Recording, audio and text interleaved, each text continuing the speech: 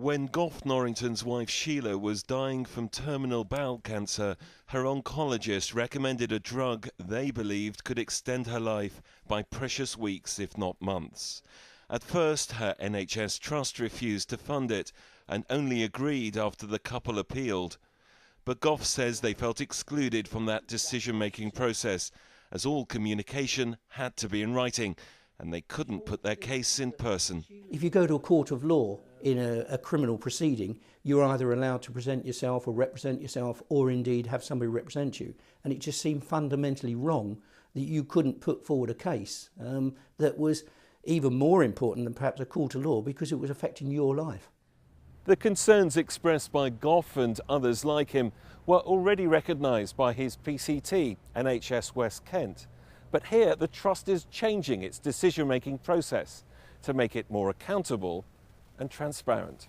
So, in future, a patient or an advocate nominated on their behalf will be able to speak to the panel of NHS professionals considering their funding request.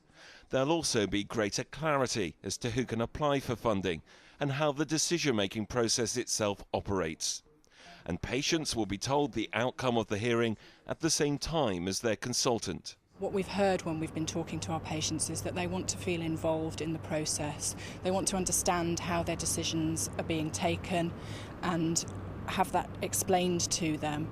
And we're hoping by including them in this process and giving them the opportunity to contribute right from the very start of the process, that we will be able to deliver that degree of openness and transparency that they're so clearly seeking.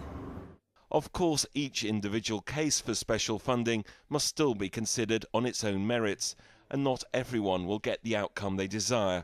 So could involving service users in this way bring emotional pressures to bear on a decision-making process that requires sound judgment? I think that dealing with individuals face-to-face who are in difficulty is something that is both intellectually and emotionally very challenging, but that's a challenge which we propose to meet with training and with sensitivity, because we think that allowing patients to make their cases to the panel in these cases, which, let's not forget, are there by the virtue of their very individual nature, is something which is likely to make our decision making better and to be seen as fairer. And as with other health services where engagement has helped shape their delivery, the Trust consulted with patients, clinicians and other stakeholders before making these changes. I was the first to criticise the PCT. I'd be the first to congratulate them.